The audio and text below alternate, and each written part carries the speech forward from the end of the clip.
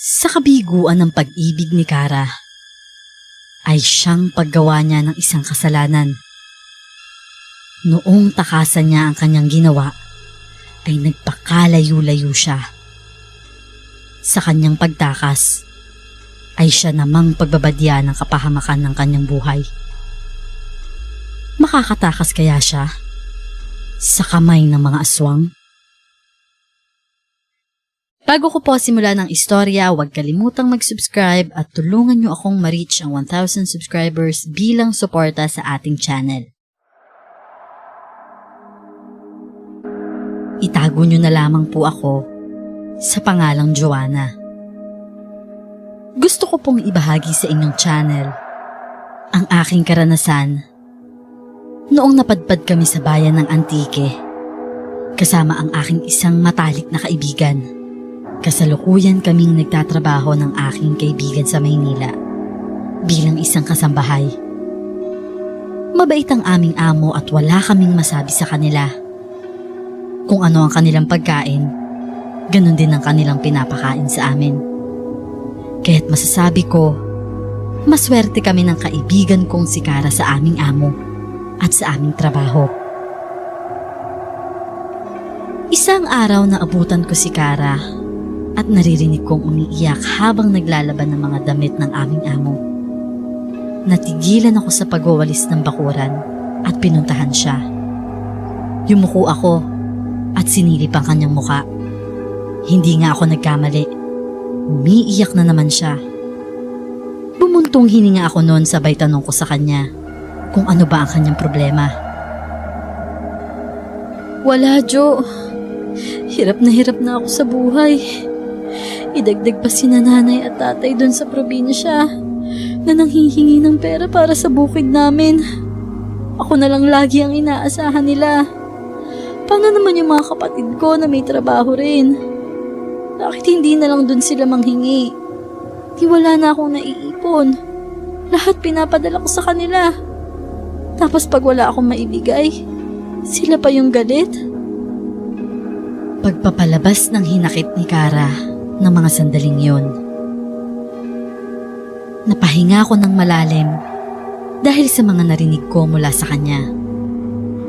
Sa totoo lang, hindi ko rin alam kung ano ang sasabihin ko sa kanya dahil maski ako, may pinagdadaanan din. Nahihirapan din ako sa buhay dahil sa akin din umaasa ang pamilya ko. Kaya't hindi ko rin masisi si Kara kung gano'n ang nararamdaman niya ng mga sandaling yon. Idagdag pa ang kasintahan kong si Daniel. Dumadaing na marami siyang utang. Kaya hindi matuloy-tuloy ang kasal naming dalawa. Humihingi pa siya sa akin ng tulong. Ano nang gagawin ko ngayon, Jo? Hirap na ako. Daing niya, saka mas humugulhol siya ng iyak. Magdasal ka lang sa Diyos, Jo. Di ka niya pababayaan. Kumapit ka lang. Lahat ng mga problemang dumarating sa buhay natin, malalampasan natin. Kaya huwag kang susuko. Pagsubok lang yan. Ako rin, nahihirapan ako sa buhay. Pero ginagawa kong lakas lahat ng problema para mas tumatag ako. Payo ko pa sa kanya. Ngunit umiling lang si Kara at tinawanan ako ng bahagya. Hindi na lang ako kumibo dahil wala rin akong maitutulong sa kanya. Bukod sa payo at maging sandigan niya sa oras na maging malungkot siya. Pasensya ka na, Kara, ha? Wala rin kasi akong maitutulong sa'yo. Sakto lang yung sahod natin sa pinapadala ko sa pamilya ko. Alam mo naman, 2 na ang anak ko, kaya kailangan ko talagang kumayod. Malungkot kong saad sa kanya. Ayos lang yun, Jo. Naiintindihan ko naman. Huwag kang mag-alala. Malalampasan ko rin to. Hahanap ako ng paraan kung paano ko masusolusyonan tong problema ko. Napangiti na lang ako at niyakap siya. Sinabihan ko pa siya na mabuti naman at lumalaban siya sa buhay. Pagkatapos ng pag-uusap naming dalawa, bumalik na ako sa pagwawalis. Gabi na nang dumating ang mga amo namin. May pera na pinatago si Sir Jonard sa kanyang asawa na si Ma'am Melly. Sa mga sandaling yon, nakita ko si Kara na nakasunod kay Ma'am Melly habang papasok sa isang pribadong kwarto. Hindi ko na rin siya pinansin dahil nga abala ako sa paghahanda ng mga pagkain sa hapagkainan. Pagkatapos nun, tinawag ko na sina Ma'am Melly at Sir Jonard para kumain. Pati na rin ang kanilang dalawang anak, nakakarating lang din galing paaralan at gumagawa ng mga projects. Pinagmamasdan ko si Kara at mukhang aligaga siya sa buong hapunan. Kara, anong nangyari sa'yo? Bakit mukha kang aligaga? Tanong ko nang magsolo kaming dalawa sa kusina para maglinis ng mga pinaglutuan ko. Kasalukuyang nagpupunas ng plato nun si Kara nang sagutin niya ako. Wala, Jo. May iniisip lang ako. Tumawag na naman kasi kaninang kasintahan ko. Naging sagot naman niya sa akin. Hindi na ako nagtanong pa at isinawalang bahala na lang ang aking kakaibang napansin kay Kara. Nakita ko si Kara na nakaupo sa sofa sa sala. Malalim ang iniisip habang inangat-ngat ang kanyang mga kuko sa kamay. Tinawag ko siya kaya't sumunod na siya sa aming silid. Hindi na lang din ako nagtanong dahil baka kako nagmumuni-muni lang siya. Nagpaalam pa siya nun sa akin bago matulog. Ako naman, tumungo na sa kama at natulog na rin. Subalit sa kalagitnaan ng gabi, bigla na lang akong nagising nang maramdaman ko na may bumubukas na pinto. Nung iminulat ko ang aking mga mata, natanaw ko si Kara na lumabas sa aming silid. Napatingin ako sa orasan at nakita kong pasado 2:00 na ng umaga. Mabilis akong bumangon, saka tumungo sa kabinet para tingnan ang mga damit ni Kara. Pero ganun na lang ang panlalaki ng mga mata ko nang makita kong wala na ito roon. Ngunit natigilan ako nang matanaw siya sa sala na nilalagay ang kanyang bag sa sahig. Pagkatapos nun, tumungo siya sa isang silid na pinasukan nilang dalawa kanina ni Ma'am Melly. Kumunot ang noo ko at mabilis na napakagat sa aking labi nang may mapagtanto akong isang bagay. Mabilis akong bumaba ng hagdan at tumungo sa silid na pinasukan ni Kara. Sa mga sandaling yon, naabutan ko si Kara na kinukuha ang pera na nakalagay sa ilalim ng drawer sa opisina ni Sir Jonard. Nanlaki ang mga mata ko at mabilis na tinungo si Kara para pigilan siya. Gulat na gulat siyang lumingon sa akin. Anong ginagawa mo, Kara? Ibalik mo yan.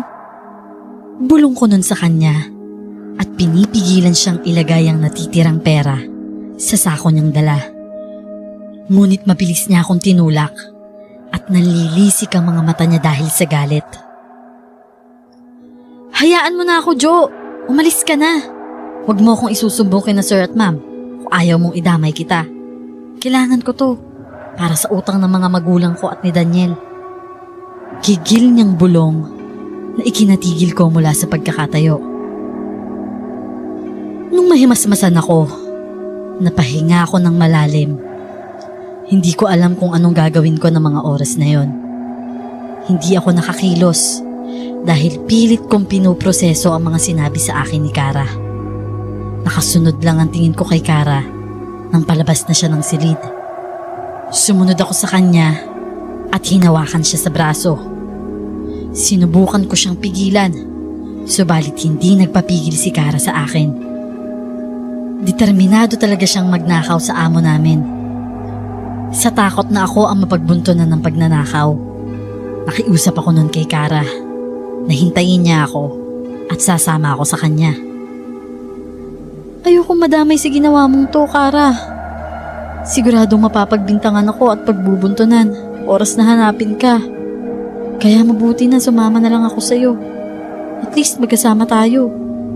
Sambit ko nun sa kanya habang ramdam ko ang panginginig ng aking buong katawan dahil sa kaba. Bilisan mo, Jo. Maghihintay ako rito. Kunin mo mga gamit mo bago pa magising si na Ma'am. Mabilis akong umakyat sa aming silid at dali-dali kong isinilid sa malaking bag ang aking mga damit. Nung matapos ako, mabilis akong bumaba ng hagdan at tumungo kay Kara na pinagpapawisan ng malagkit dahil sa kanyang ginawa. Lumabas kami ng bahay ni na Sir Jonard at Ma'am Melly ng tahimik at hindi gumagawa ng kahit anong ingay para hindi kami marinig. Nilakad naming dalawa ang papuntang terminal ng bus habang nagpapanggap na hindi kinakabahan sa kung ano man ang maaring mangyari at naghihintay sa amin. Bumili na ako ng tiket habang naghihintay naman sa akin si Kara. Papuntang Antique ang sinakyan namin para hindi kami matunton ng mga amo namin. Alam ni na Sir Jonard at Ma'am Melly kung taga saan kami, kaya't mahirap kung dun kami uuwi. Lahat ng yon ay plano ni Kara. Nung makasakay na kami sa bus, tiningnan ko siya. Kanina mo pa siguro tong plano, Kara. Kaya aligaga ka buong maghapon, no? Tanong ko sa kanya na parang may halong panghuhusga.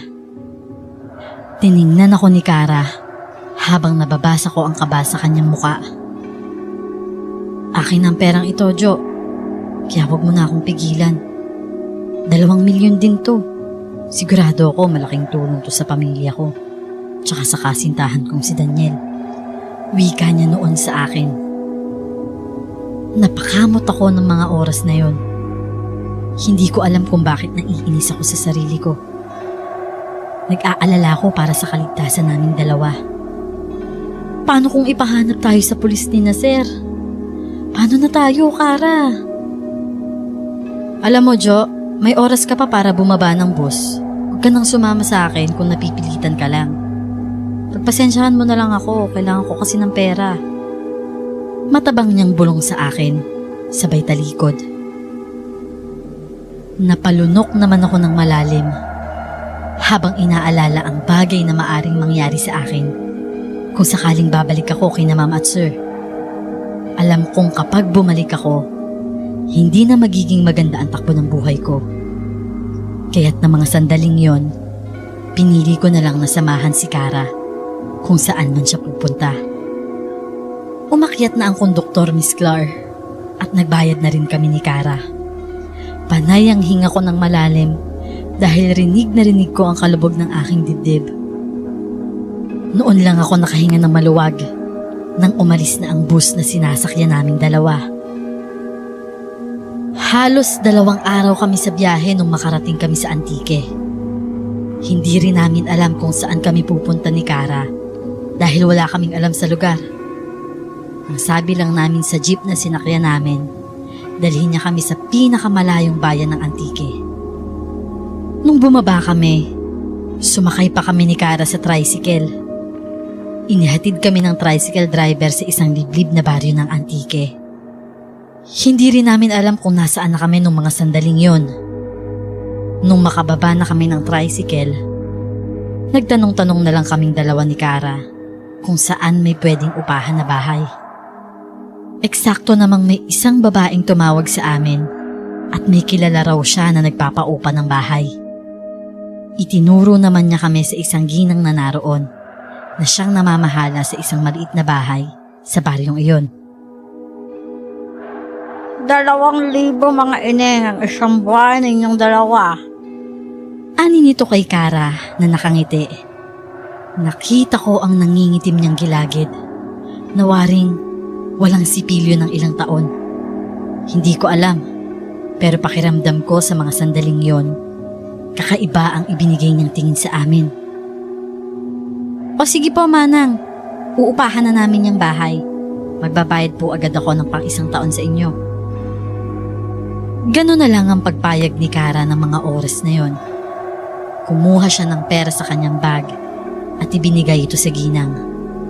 Tuwang-tuwa naman ang ginang habang nakatingin sa amin. Nagpakilala siyang si Vena. Diyan lang ang bahay namin ng anak ko si Norman. Pag may kailangan kayo, huwag kayong mahihiyang humingi sa amin ng tulong. Pwede kayong pumasok sa bahay. Kompleto naman lahat ng gamit dyan at malinis na. Ito ang susi. Sabay abot ng susi kay Kara. Bago siya umalis ay hinaplos-haplos niya pa si Kara sa braso. Pinakatitigan ko tuloy ang matanda habang papaalis siya.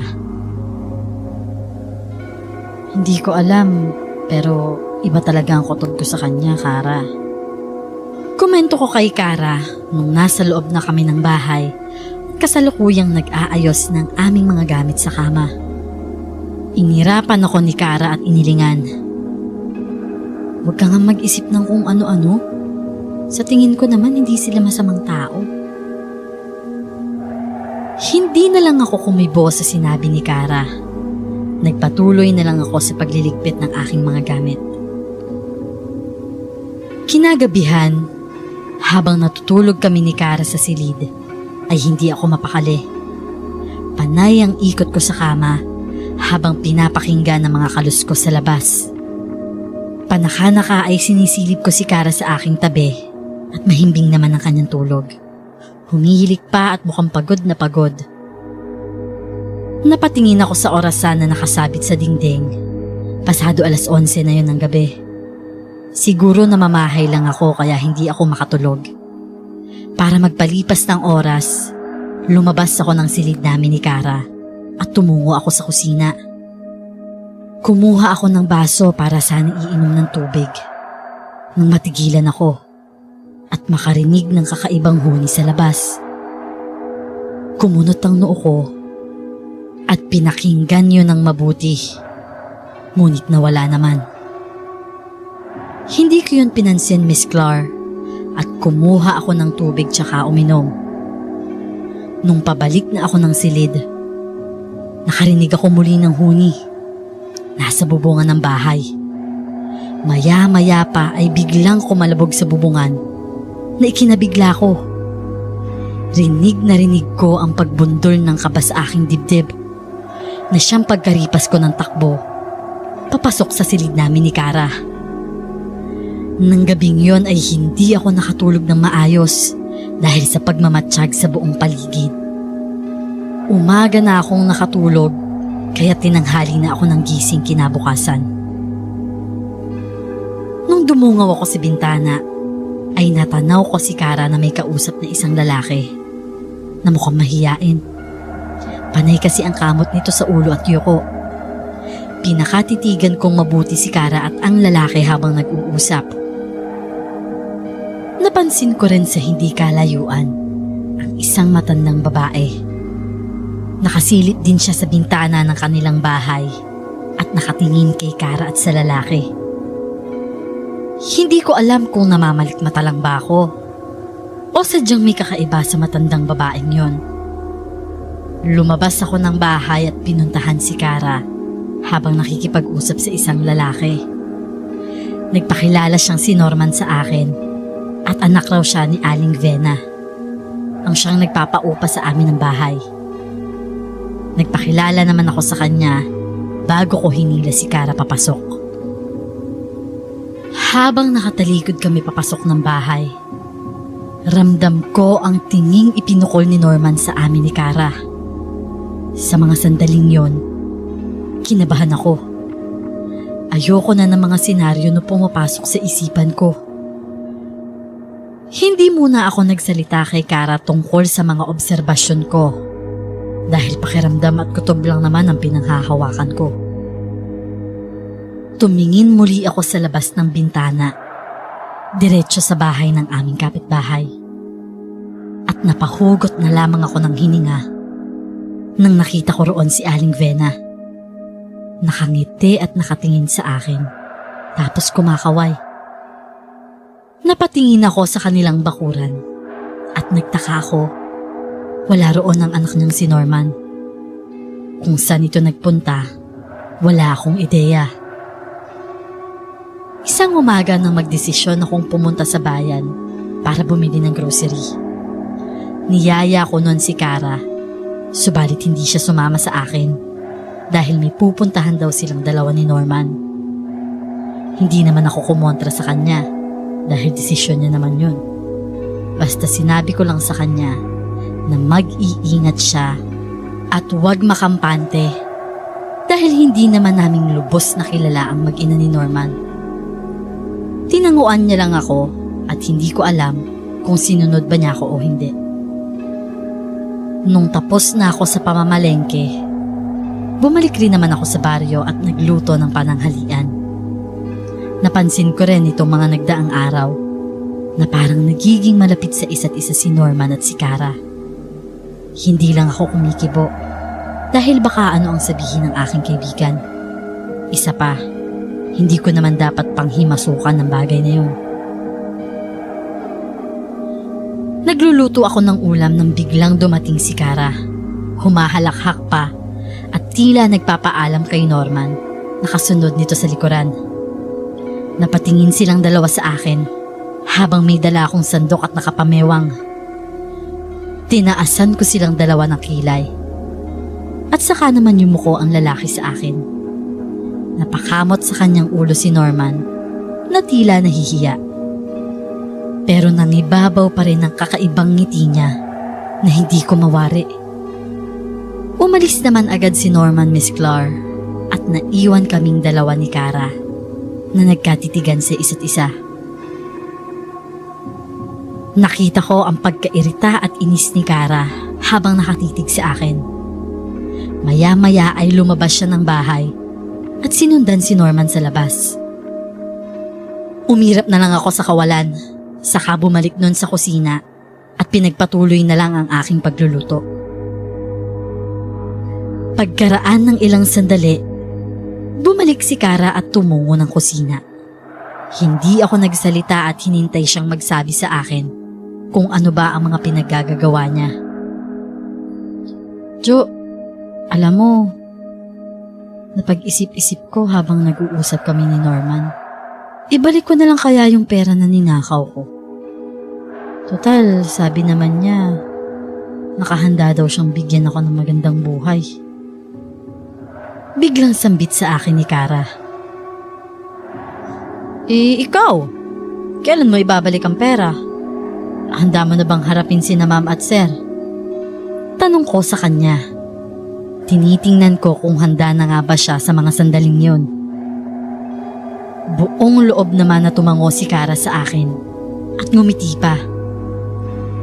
Tumango na lang din ako habang nakangiti. Masaya ako sa mga oras na yon na napagtanto niya ang pagkakamali na ginawa niya. Isa pa, ang pagkakakilala ko kay Kara ay hindi naman siya ganong tao. Siguro nagawa niya lang din ang bagay na yon dahil kapos na kapos siya at nangangailangan siya ng pera. Sige, bukas na bukas babalik tayong Maynila. Nang sa ganon, makausap din natin sina sir at ma'am. Pinal kong sabi nun na ikinatango naman ni Kara. Pagkatapos naming mananghalian, nagpaalam muli sa akin si Kara na maliligo daw sila ni Norman sa ilog. Sigurado ka pa dyan, Kara? Kakakilala mo lang dun sa tao Pero parang pinagkakatiwalaan mo na kagad. Puno ko sa kanya habang abala siya sa pagbibihis ng kanyang damit na pampaligo. Tiningnan niya ako na nakakunot ang kilay. Oh, wala namang problema dun, Jo. Ang bait-bait kaya ni Norman. Tsaka yung nanay niyang si Aling Vena. Kaya huwag kang maging praning dyan. Sagot naman niya sa akin. Hindi naman ako pumayag at sinubukan siya muling pigilan. Iba talaga ang kutob ko ng mga oras na yon. Kung ayaw mo talaga akong payagan at talagang nag-aalala ka, sumunod ka na lang sa amin. Malapit lang naman yung ilog, kaya makakauwi ka naman kapag nainip ka. Suwestyon ni Kara na ikinatigil ko sa pagtupi ng aking mga damit. Tumango naman ako bilang pagsang-ayon.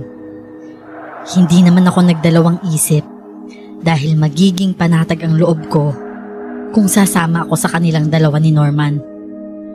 Nung paalis na kaming dalawa ni Kara, mabilis kong isinilid sa daladala kong bayong ang isang mahabang kutsilyo. Mas mainam na may dala akong proteksyon kung sakaling may hindi magandang mangyari. Lalo pat, iba ang kutob ko sa pag-alis namin na yon.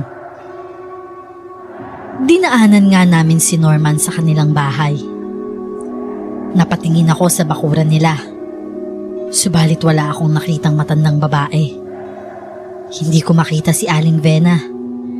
Nagsimula nang maglakad sina Norman at Kara. Samantalang ako, nanatiling nakatayo sa aking kinatatayuan.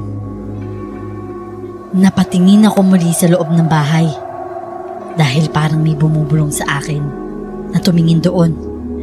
Nagulat ako nang makakita ng isang babae na nakaupo sa upuan at nakatalikod siya. Sa hinuha ko ng mga oras na yon, ay si Aling Vena ang nakita ko. Hindi ko na kasi siya napapansin na lumalabas ng kanilang bahay at palagi na lamang si Norman ang nakikita ko. Subalit ipinagkibit-balikat ko na lang yun. Agad naman akong sumunod kina Norman at Kara. Nang makarating kami sa ilog, agad na naligo sina Norman at Kara. Ako naman, nagpaalam sa kanilang dalawa na magtitingin-tingin muna ng mga tanawin. Sinabihan pa ako ni Kara na mag-iingat at baka raw may mga ahas sa kagubatan. Iniwanan ko silang dalawa ni Norman habang dala ko ang aking bayong kung nasa ng patalim. Ramdam ko ang malakas na tibok ng aking puso habang nagtitingin-tingin sa mga tanawin. May palayan at malawak na tubuhan akong natanaw sa hindi kalayuan. Tumungo ako roon at nagmasid. Sa hinuha ko, malayo na ang narating ko. Nung palagay ko'y masyado na akong nagtagal doon, naisipan kong bumalik kung nasaan sina Kara at Norman. Nung malapit na ako sa ilog, natigilan ako nang may marinig na isang sigaw. Nanlaki ang mga mata ko noon, Miss Clar, na makilala ang boses na yon. Boses yun ni Kara. Mabilis ang lakad ko, pero agad akong nagtago sa malaking punong kahoy nang makita ko si Aling Vena na tinataga ng itak ang aking kaibigang si Kara. Napahawak ako noon sa aking bibig at hindi ko napigilan ang aking pag-iyak. Ramdam ko ang panginginig ng aking mga tuhod at buong katawan dahil sa kaba. Hindi ako makakilos ng maayos habang pinapanood ng kaibigan kong naliligo sa sarili niyang dugo at wala ng buhay. Pagkatapos nun, kitang-kita ko kung paano buksan ni Aling Vena ang tiyan at dibdib ng aking kaibigan. Kinuha niya mula roon ang atay at puso. Dahil sa takot at pangamba, mabilis akong tumakbo, papalayo sa ilog. Malakas ang panalangin ko habang humahagulgol ng iyak. Nanalangin na sana makalayo ako ng ligtas mula kay Aling Vena. Hindi ko rin alam kung nasaan si Norman ng mga sandaling yun. Nanalangin na lang ako na sana hindi ko siya makasalubong. Nung makarating ako sa palayan, Miss Clar, at nakakita ng mga magsasaka, agad akong nagsisigaw at humingi ng tulong. Halos magkandara pa ako sa pilapil nun dahil sa luha sa aking mga mata. Pumunta naman sa akin ang mga magsasaka at tinanong ako kung anong nangyari. Halos hindi ko masabi sa kanila ang lahat ng mga nasaksihan ko dahil sa iyak at takot. Pinakalma muna nila ako sa pilapil at hinintay nila akong makapagsalita ng maayos. Tulungan niyo ako! Yung kaibigan ko!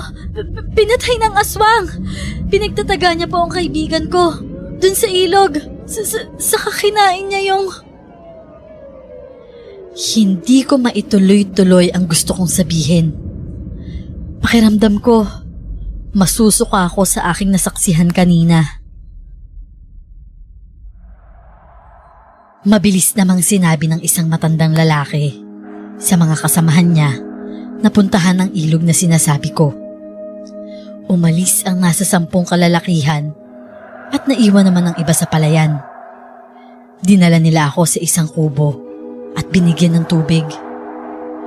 Kumalma ako nun saglit pero umiyak muli dahil sa sinapit ng aking kaibigan. Makalipas ang ilang sandali, bumalik ang mga magsasaka at daladala nila ang bangkay ng aking kaibigan. Isinilid nila ito sa sako na lalong nagpahagulhol sa akin ng iyak. Sinabi ng isang magsasaka na isang ang aswang ang pumatay kay Kara. Huwag kang mag-alala, Ning. Pumunta na ang ibang kasamahan namin sa barangay para ipaalam ang nangyari sa kaibigan mo. Mabuti pa umuwi ka na muna.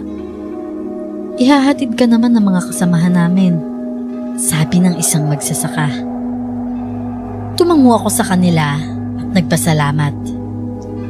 Habang naglalakad pa uwi, ay walang humpay ang iyak ko. Hindi ko lubos maisip na yun ang sinapit ni Kara.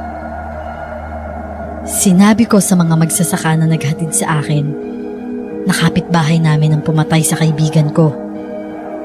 Sinabi naman nila sa akin na silang bahala kung sakaling naroon si Aling Vena at ang anak nitong si Norman.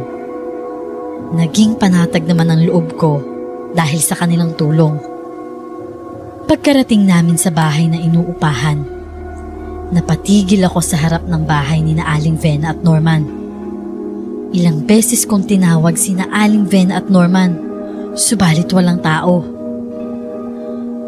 Hindi umalis ang ilang magsasaka dun sa bahay na inuupahan namin ni Kara at hinintay nila na makarating ang mga tanod at pulis. Naroon din ang kapitan ng kanilang barangay. Hiningian naman ako ng mga pulis ng pahayag kung anong nangyari. Sinabi ko sa kanila ang lahat ng mga nalalaman ko. Simula nung makarating kami sa lugar at kung paano namin nakausap at naging kapitbahay si Aling Vena at ang anak nitong si Norman, hanggang sa kung paano namatay si Kara. Pagkatapos akong kunan ng mga pulis ng pahayag, pinuntahan nila ang bahay ni Aling Vena at Norman. Subalit ilang beses silang nagtawag doon, walang nagbukas sa kanila. Sinabi ng isang pulis sa akin na hindi raw nila pwedeng pasukin ng bahay hanggang wala silang warrant of arrest saka search warrant. Mas mabuti na po muna, ma'am. Humanap muna kayo ng ibang matutuluyan. Mag-iiwan po kami dito ng iba naming kasamahan para bantayan ka. Isa pa, kailangan din muna naming imbestigahan ang nangyari. Pasensya ka na, ma'am. Pero kinakailangan naming sundin ang tamang proseso. Paliwanag naman sa akin ng pulis na agad kong sinang-ayunan. Nung nagpaalam sa akin ng 2 pulis, humingi sila ng permiso sa akin kung pwede nilang dalhin ang labi ni Kara para sa investigasyon. Hindi naman ako tumanggi para yun sa hustisya na makakamit ng kaibigan ko. Nung araw na yun, niligpit ko ang mga gamit ko at maging ang pera ni Kara. Iyak ako ng iyak. Habang papalabas ng inuupahan naming bahay, bago ako pumasok sa patrol na sasakyan ng pulis, nilingon ko muna ang bahay ni Aling Vena at Norman. Hiniling ko na sana mahuli na sila nang mapagbayaran nila ang kanilang kasalanang ginawa. Nang makarating ako sa bayan, naghanap ako muli ng paupahang bahay. Nakahanap naman ako doon at pansamantalang tumuloy. Ginamit ko muna ang pera kong naipon. Hindi ko ginalaw ang pera na ninakaw ni Kara dahil oras na makulong si Aling Vena at ang anak niyang si Norman, babalik ako ng Manila at ibabalik ko ang pera nila Sir Jonard at Ma'am Melly. Pagkatapos kong maayos ang kagamitan sa bahay na inupahan ko, nagdesisyon akong magpadala ng sulat sa aking pamilya sa Maynila. Gusto kong ipaalam sa kanila na ayos lang ako at huwag silang mag-alala sa akin. Makaraan ng ilang araw, tumawag sa akin ng pulis na siyang nag-imbestiga sa nangyari sa kaibigan ko si Kara. Pumunta ako sa presinto pagkatapos makatanggap ng tawag mula sa kanila. Sinalubong agad ako ni Miss Inspector Suarez nang makarating ako sa kanilang opisina. Pinaupo niya ako sa silya at pinakita niya sa akin ang mga litrato na nasa loob ng bahay ni na Aling Ven at Norman. Naroon din ang litrato ng labi ng aking kaibigang si Kara. Gaya nga ng sabi namin sa iyo, Ma'am Joanna, na imbestigahan na namin ang pagpatay sa kaibigan mo. Natingnan na rin namin ang bahay ng sospek. Pero hanggang sa ngayon, nawawala pa rin sila. Pero kasalukuyan naman namin silang hinahanap. Ang naunang nagsagawa ng investigasyon ay napatay rin nila. Ayon sa aming investigasyon, nagtatago ang salarin para magkaroon ng oras na patayin ang naghahanap sa kanya. Mukhang may tinatago siya at ayaw sumuko. Mahabang paliwanag sa akin ni Miss Suarez. Panay na lamang ang tango ko sa kanyang paliwanag. Hindi ko rin inaasahan na pati ang nag-iimbestiga kina Aling Ven at Norman ay pinatay rin. Huwag kang mag-alala, ma'am. Makakaasa kang mahuhuli namin ng suspect. Sa ngayon, pinagpapatuloy pa namin ang investigasyon. Dagdag pa ni Miss Suarez. Tumango naman ako sa kanya. Maraming salamat po, Miss Suarez. Hindi ko po inaasahan na ganito pala kabrutal ang mag-ina na yun. At nagawa nilang patayin ang kasamahan nyo. Sana po mahuli na sila at hindi na makapambiktima pa ng iba. Malungkot kong saad sa kanya. Ngumiti naman si Miss Suarez saka tumango. Wala yan, ma'am. Parte na to ng trabaho namin kaya handa kami sa kahit anumang mangyari. Kaya huwag kayong mabahala. Mahuhuli rin namin itong mga salarin. Yumuko ako sa kanya ng sandaling yon. Nagpaalam din ako sa kanya kung pwede ko nang kunin ang labi ng aking kaibigan dahil tapos na rin naman ang autopsy. Pumayag naman si Miss Suarez at sinamahan pa ako sa kinaroroonan ng labi ni Kara. Kaya nung araw rin na yon, kinuha ko ang labi ni Kara at pinadala ko sa morgue. At nung araw na yun din, muli akong umiyak. Nakatitig ako sa mukha ni Kara. Ang mukha niya ay puno ng lungkot at galit. Alam kong maging siya, hindi inaasahan ang kanyang pagkamatay. Huwag kang mag-alala, Kara. Makakamit mo rin ang hustisya na dapat sa'yo. Mahuhuli rin ang mga aswang na yun. Pinapangako ko sa iyo yan. Hindi mapupunta sa wala ang pagkamatay mo. Sa mga sandaling yon, naramdaman ko ang pag-ihip ng malakas na hangin. Napayakap na lang ako sa sarili ko. Alam kong si Kara yon at nandun lang siya sa tabi ko. Pagka-uwi ko sa bahay na inuupahan, humiram ako sa landlady ng cellphone. At agad akong tumawag sa pamilya ni Kara sa probinsya. Pinaalam ko sa kanila kung anong nangyari sa kaibigan ko. Narinig ko silang umiyak at hindi makapaniwala sa nangyari. Sinabi ko na rin sa kanila na ipapadala ko ang labi ni Kara sa barko sa susunod na araw. Labis ang kanilang hinagpis at galit sa pumatay kay Kara. Pinapangako ko po na mahuhuli ang gumawa nito kay Kara. Gagawin ko po lahat, makamit lang niya ang hustisya. Saad ko sa pamilya ni Kara. Salamat, Jo. Sana.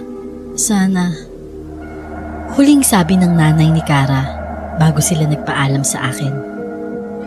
Pagkaraan ng ilang araw, nabalitaan ko muli mula sa mga pulis na pinatay ang isa pang pulis na gumagawa ng investigasyon. Dahil dito, naging mahigpit ang paghahanap ng ebidensya ng mga kapulisan at pinagtulong-tulungan nila ang paghahanap kay Aling Vena at Norman.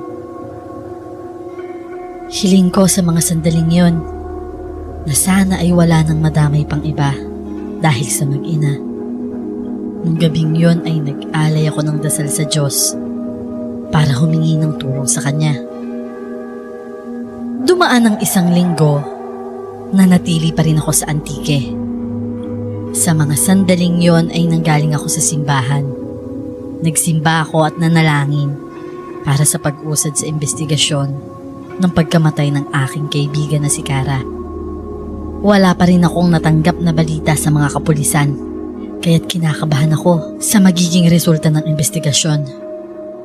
Subalit, umaasa ako na sana ay makamtan ng kaibigan ko ang nararapat na hustisya. Dumaan muna ako sa tindahan at doon nagpalipas ng hapon. Naisipan ko na rin ang pumunta sa presinto para makibalita sa mga pulis. Naabutan ko si Miss Suarez na kasalukuyang nag-aayos ng mga gamit niya. Kumatok muna ako sa pinto bago ko siya tinawag. Nagulat pa siya nang makita ako. "Oh, Ma'am Joanna, nandito ka pala. Pumasok ka muna nang mapag-usapan natin ang tungkol sa kaibigan mo. Ang totoo niyan, pupunta sana ako sa tinutuloyan mong bahay para ibalita sa iyo ang tungkol sa paglakap namin ng investigasyon." Bati niya at paliwanag sa akin. Naupo naman ako at hinarap si Miss Suarez. Kinakabahan din ako ng mga sandaling yon. Kung ano ang maaring sabihin niya sa akin. Hindi ko rin alam kung anong naging takbo ng investigasyon. May nilapag si Miss Suarez na mga papel sa ibabaw ng mesa at doon nakapaloob ang isang brown envelope. Pagkatapos nun, diretsong tumingin siya sa akin. "Ma'am Joanna, base sa aming investigasyon, patay na ang sinasabi mong Aling Vena na nanay ni Norman. Natagpuan namin ang kanyang naaagnas ng bangkay sa kanilang bodega. Ayon sa aming autopsy result, halos 3 taon na siyang patay at nandun sa bodega lang, nakatago. Ayon sa kwento-kwento ng mga taga-baryo, aswang ang pamilya nila. Kaya't iwas na iwas ang mga taga roon. Lalo na kay Norman, yung anak ni Aling Vena." Tumigil muna sa pagsasalita si Miss Suarez at napahilot na lang sa kanyang batok. Sa nakikita ko, miski siya ay nagugulahan din sa mga pangyayari sa kanilang nakalap na impormasyon tungkol sa mag-ina. Kahit ako ng mga sandaling yon, naguguluhan din at hindi ko lubos maunawaan ang sinasabi ni Miss Suarez, pero pinipilit kong intindihin para sa pag-usad ng kaso. Isa pa, Joanne, nalaman din namin na si Norman ang mismong pumatay sa kaibigan mong si Cara. Maraming tumestigo na taga-baryo na nagbabalat kayo siya bilang kanyang ina para maghasik ng lagim sa buong bayan at makapambiktima. Kapag may nakakadiskubre naman sa bangkay ng kanyang ina, kanyang pinapatay. Kaya nasisiguro namin na ang nakausap ninyong Aling Vena ay siyang mismong si Norman at ang nakikita mong si Aling Vena sa bahay ay isa mo lamang imahinasyon na siyang kakayahan ng aswang na manipulahin ang isip o paningin ng isang tao. Sa ngayon, ito pa lang ang nakakalat naming impormasyon, Joanne.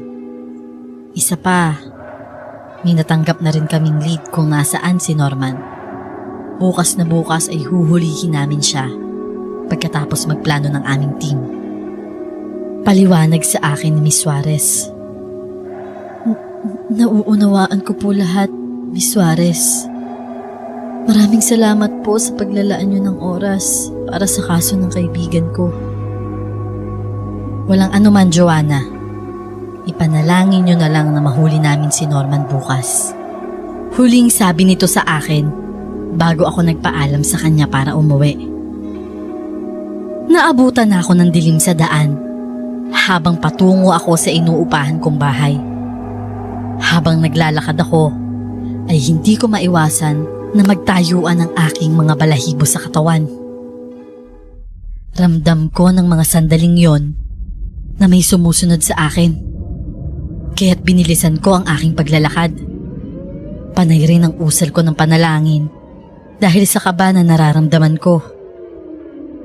Maya-maya ay nakarinig ako ng munting huni na nasa paligid. Hindi na ako nagdalawang isip at tumakbo na ako ng mabilis, papasok ng aking bahay nung malapit na ako. Agad kong isinara ang pinto nang makapasok ako sa loob. Habol ko ang aking hininga habang nanginginig ang buo kong katawan.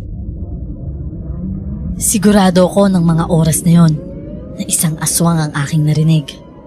At walang iba kundi si Norman. Alam kong binabalikan niya ako at ako naman ang susunod niyang papatayin. Subalit yun ay hindi ko pwedeng hayaan. Kumilos ako noon para isara ng doble ang pinto. Hinarang ko ang mga upuan. Maging ang bintana sinara ko ng maigi. Nilagyan ko ng tali upang hindi agad mabuksan. Sinigurado ko rin na hindi yun basta-basta mawawasak. Kumuha ako ng bawang at saka asin mula sa mga pinamili ko kanina sa tindahan. Nilagyan ko ang bawat sulok ng asin at bawang, maging ang bintana at pinto. Hinugot ko rin ang buntot pagi na siyang nabili ko kanina bilang pangontra sa aswang. Naalala ko pa ang sinabi sa akin ng nagtitinda. Yun daw ang kinatatakutan ng aswang. Naalala ko rin ang sinabi niyang maglagay ako ng barya sa aking bulsa, kaya't ginawa ko naman. Umupo ako sa isang silya at doon na nalangin.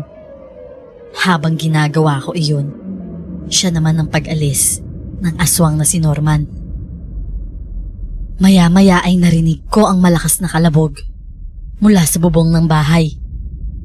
Halos mahigit ko ang aking hininga ng mga sandaling yon nang maramdaman ko na pinipilit niyang baklasin ang bubungan. Mabuti na lang at may kisame ang bahay, kaya hindi agad makakapasok ang aswang. Kinuha ko naman ang aking cellphone at agad na tinawagan ng may-ari ng paupahan para humingi sa kanya ng tulong. Sinabi naman niya na pupunta silang mag-asawa sa bahay para samahan ako. Makalipas ang ilang sandali, narinig ko na ang katok mula sa pinto ng bahay. Nung una ay nagduda pa ako kung si Manang Lydia ang babaeng yon. Si Manang Lydia ang may-ari ng inuupahan kong bahay. Nang makapasok sila, ay mabilis ko namang isinara ang pinto. Napatingin ako kay Manang Lydia at may dala-dala siyang isang mahabang baril na hindi ko alam kung anong tawag doon. Ang kanya namang asawa na si Mang Mando, may dalang 45 na baril. Pagkaraan ng ilang sandali, narinig muli namin ang kaluskos sa bubungan. Sinabi naman ni Mang Mando na siya ang lalabas para itaboy ang aswang at si Manang Lydia naman na natili sa loob ng bahay para samahan ako. Lumabas nga nun si Mang Mando. Pagkasara ng pinto ay rinig na rinig ko ang sigaw niya sa aswang. Pagkatapos nun, nagpaputok siya ng baril na halos ikinagulat ko sa sobrang lakas. Pagkaraan ng ilang sandali, muli na namang sumigaw si Mang Mando na may bahid na ng galit bago siya pumasok ulit ng bahay. Sinabi niyang ayos na at naitaboy na niya ang aswang. Ani pa ng dalawang mag-asawa na hindi nila akalain na ganun kabagsik ang aswang na gusto kong patayin. Sinamahan nga nila akong mag-asawa ng gabing yun. Kinaumagahan, sinabi nila na doon na muna ako sa kanilang bahay. Nang sa ganon ay may kasama ako kung sakaling umatake na naman ang aswang. Nako Manang Lydia, baka po makadistorbo ko sa inyo. At baka po mapahama kayo ng dahil sa akin. Tanggi ko habang nakayuko. Ayaw ko naman kasing madamay sila sa pangyayari. Lalo pat nalaman ko na pinapatay lahat ni Norman ang nakakaalam sa kaso. Hinawakan ako ni Manang Lydia sa braso at pinakatitigang mabuti. Huwag mo yung alalahanin. Kayang-kaya namin ang aming sarili. Mas mabuti na dun ka na sa amin para kung sakali, magtutulungan tayo. Wala na rin akong nagawa kundi ang pumayag na lamang.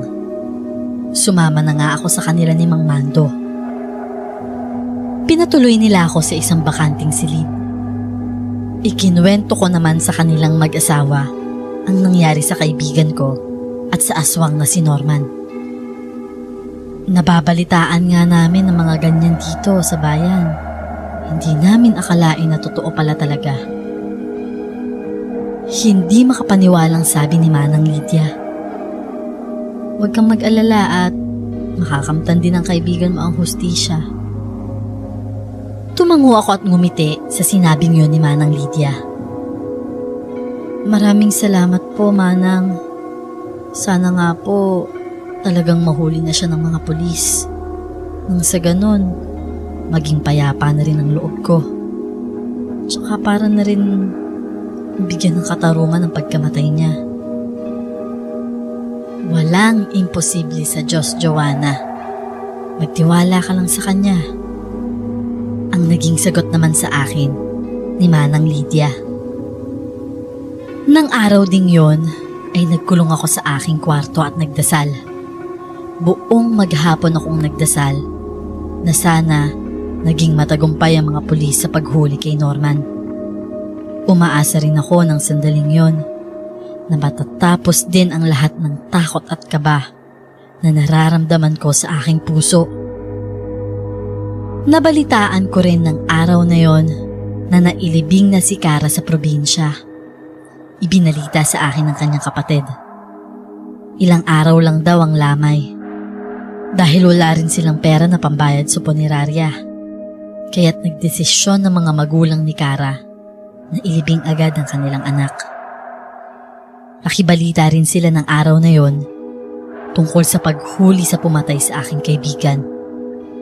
Doon ay humingi ako sa kanila ng tulong na ipagdasal ang tagumpay ng mga pulis. Pagkatapos ng tawag, nagsindi ako ng kandila sa altar nila Manang Lydia. Sinabi ko rin sa kanya na nailibing na ang kaibigan ko. Sinamahan niya naman akong magdasal bilang pakikiramay nito sa akin. Buong araw akong aligaganon at hindi mapakali habang hinihintay ko ang tawag mula kay Miss Suarez. Hindi ko alam ng mga sandaling yon kung nahuli na nga si Norman o naging matagumpay ang kanilang pagtugis dito. Huminga ako nun ng malalim at saka nagdesisyon na lumabas na lang muna at tumungong simbahan. Nais kong igugol doon ang oras na natitira ng hapon na yon. Sinamahan naman ako ng anak ni Manang Lydia na lalaki para daw may kasama ako kung sakaling gabi na ako makauwi. Humingi naman ako ng pasensya sa kanya dahil naging abala pa ako sa kanila at sinabi naman niya sa akin na wala daw yun. Bandang 4:30, nakatanggap ako ng tawag mula kay Miss Suarez. Wala siyang ibang sinabi sa cellphone kundi pumunta daw ako sa presinto kasama ang anak ni Manang Lydia. Tumungo nga kami doon.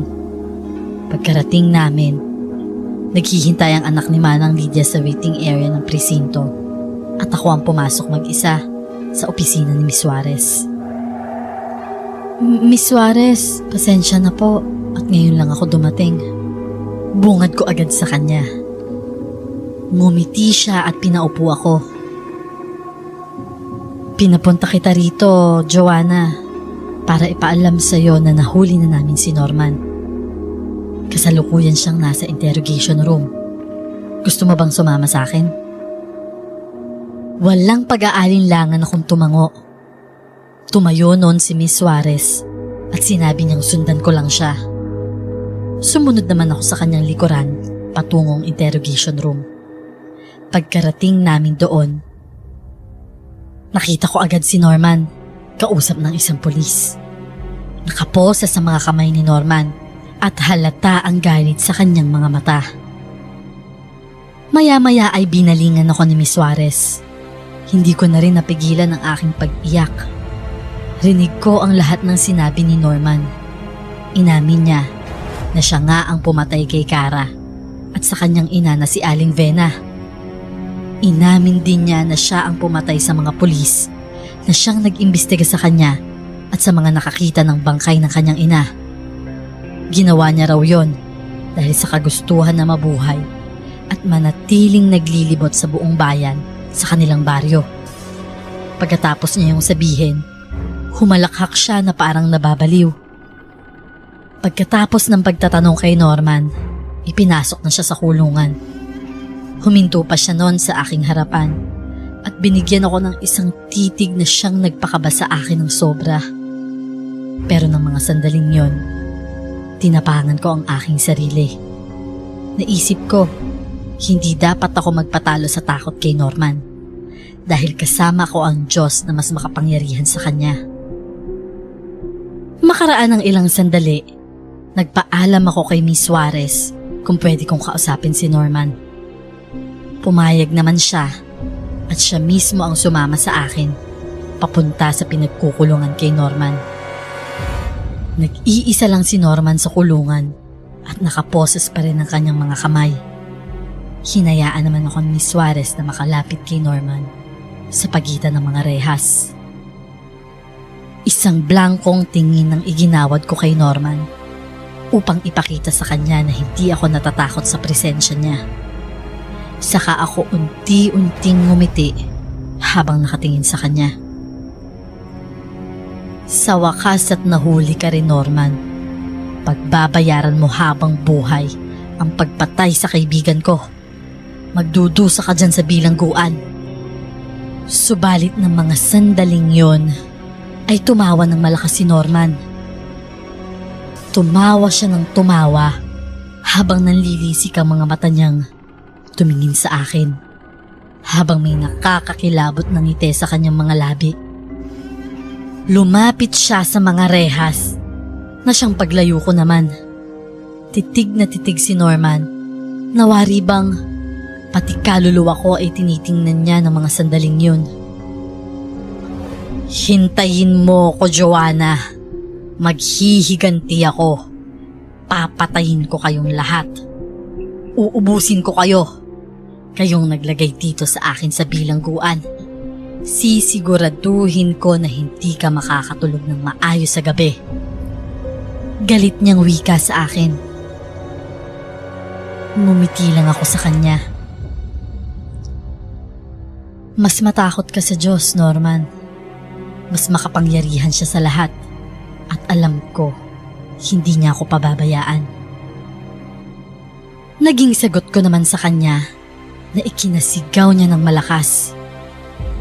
Tiningnan ko siya ng masama bago ako lumisan ng kulungan. Hanggang sa paglabas ko ay rinig na rinig ko pa rin ang kanyang halakhak.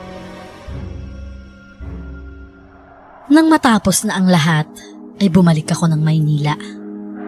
Dala-dala ko ang pera na ninakaw ng kaibigan kong si Kara. Kumpleto yon ang ibalik ko kina Sir Jonard at Ma'am Melly. Humingi ako sa kanila ng tawad at isinalaysay ko sa kanila ang lahat ng nangyari. Nakiramay naman sila sa pamilya ni Kara at sila na ang nagbayad sa utang ng kaibigan ko. Lubos akong nagpasalamat sa kanila dahil sa kanilang kabaitan sa kabila ng lahat ng ginawa namin ni Kara. Pagkatapos nun ay tinanggap pa rin nila ako sa kanilang tahanan bilang kasambahay.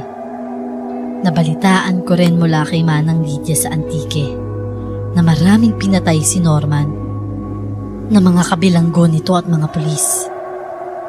Naghiganti nga siya ng mga sandaling yon.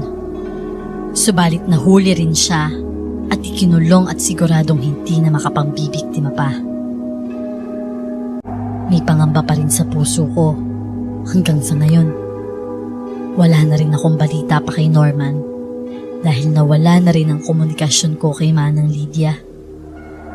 Ngunit ipinagpapa sa Diyos ko na lang ang lahat, maging ang kaligtasan ko.